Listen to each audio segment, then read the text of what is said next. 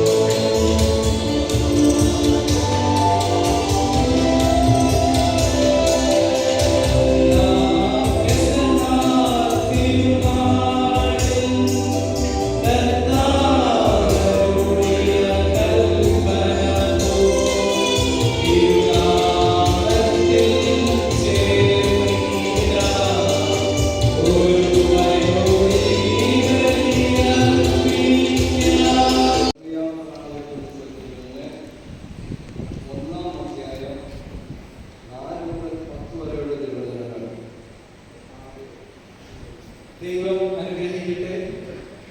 കർത്താവിന്റെ വചനം പ്രകാരം എന്നോട് പറയുന്നു, ഞാൻ നിന്നെ ഉദരത്തിൽ രൂപപ്പെടുത്തുന്നതിന് മുമ്പേ ഞാൻ നിന്നെ അറിഞ്ഞു.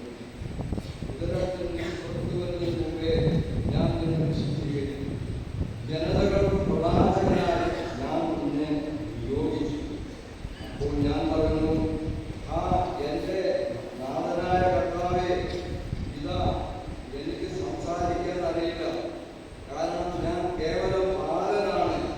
കർത്താവിനോട് അരുളി ചെയ്തു, ഞാൻ ബാലനാണെന്ന് നീ പറയരുത്. ഞാൻ നിന്നെ അയക്കുന്നിടത്തെല്ലാം നീ പോകണം. ഞാൻ നിന്നോട് കൽപ്പിക്കുന്നതെല്ലാം നീ സംസാരിക്കണം. നീ അവരെ ഭയപ്പെടേണ്ട.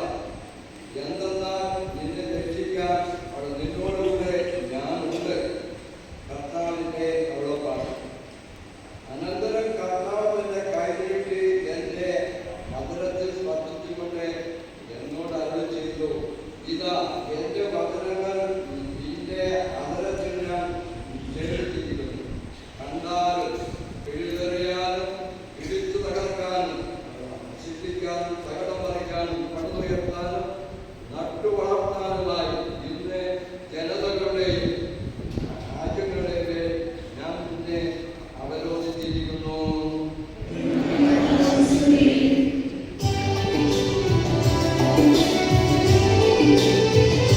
മധുരസ്വരം ശ്രവിക്കുന്നതിനും ഗ്രഹിക്കുന്നതിനും ഞങ്ങളുടെ ബുദ്ധിയെ പ്രകാശിപ്പിക്കണമേ.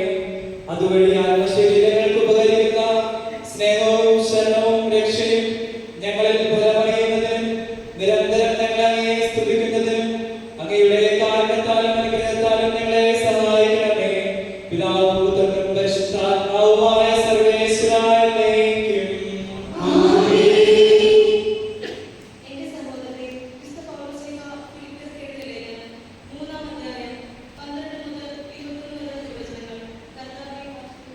മിശിഹ അനുഗ്രഹിക്കട്ടെ. ഇത് എനിക്ക് കിട്ടിക്കഴിഞ്ഞെന്നോ ഞാൻ പരിപൂർണ്ണമായെന്നോ അർത്ഥമില്ല.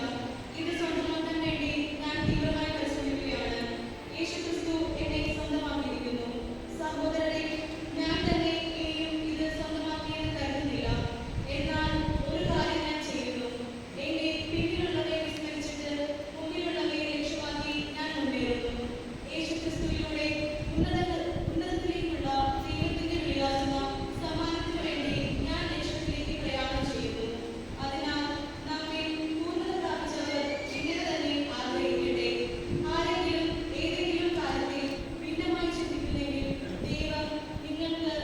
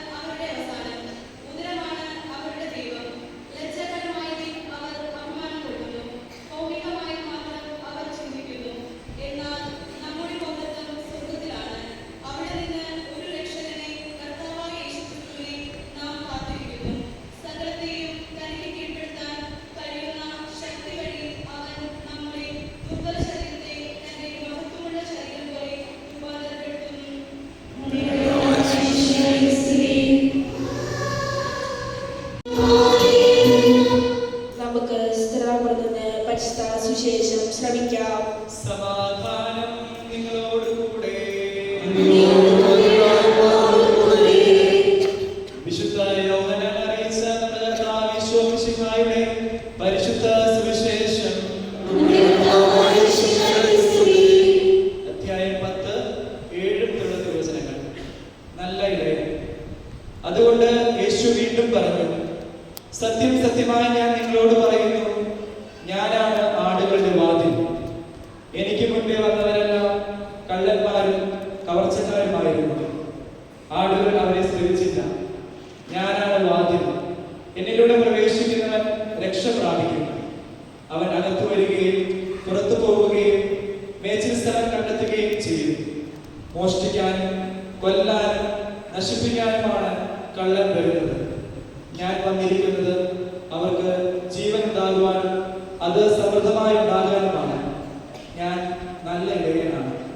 നല്ല ഇടയൻ ആടുകൾക്ക് വേണ്ടി ജീവൻ അർപ്പിക്കുന്നു. ഇടയനല്ലാത്തവനും ആടുകൾ സ്വന്തമല്ലാത്തവനുമായ കൂലിക്കാരൻ ചെന്നായി വരുന്നത് കാണുമ്പോൾ ആടുകളെ ഉപേക്ഷിച്ച് ഓടിപ്പോകുന്നു. ചെന്നായി വന്ന് അവയെ പിടിക്കുകയും ചിതറിച്ചു കളയുകയും ചെയ്യുന്നു. അവൻ ഓടിപ്പോകുന്നത് കൂലിക്കാരനായതുകൊണ്ടും ആടുകളെ പറ്റി താല്പര്യമില്ലാത്തത് കൊണ്ടുമാണ്. ഞാൻ നല്ല ഇടയനാണ്. പിതാവ് എന്നെയും ഞാൻ പിതാവിനെയും അറിയുന്നത് പോലെ ഞാൻ എനിക്കുള്ളവയെയും എനിക്കുള്ളവ എന്നെയും അറിയുന്നു. ആടുകൾക്ക് വേണ്ടി ഞാൻ ജീവൻ അർപ്പിക്കുന്നു. ഈ തൊഴുത്തിൽപ്പെടാത്ത മറ്റാടുകളും എനിക്കുണ്ട്. അവയെയും ഞാൻ കൊണ്ടുവരേണ്ടിയിരിക്കുന്നു. അവ എന്റെ സ്വരം ശ്രമിക്കും. അങ്ങനെ ഒരാട്ടിൻപറ്റോ ഒരിടയനുമാകും. തിരിച്ചെടുക്കുന്നതിന് വേണ്ടി ഞാൻ ജീവൻ അർപ്പിക്കുന്നതിനാൽ പിതാവ് എന്നെ സ്നേഹിക്കുന്നു. ആരും എന്നിൽ നിന്ന് അത് പിടിച്ചെടുക്കുകയല്ല, ഞാനത് മനസ്സാ സമർപ്പിക്കുകയാണ്. അത് സമർപ്പിക്കുവാനും തിരികെ എടുക്കുവാനും എനിക്ക് അധികാരമുണ്ട്. ഈ കൽപ്പന എന്റെ പിതാവിൽ നിന്നാണ് എനിക്ക് ലഭിച്ചത്.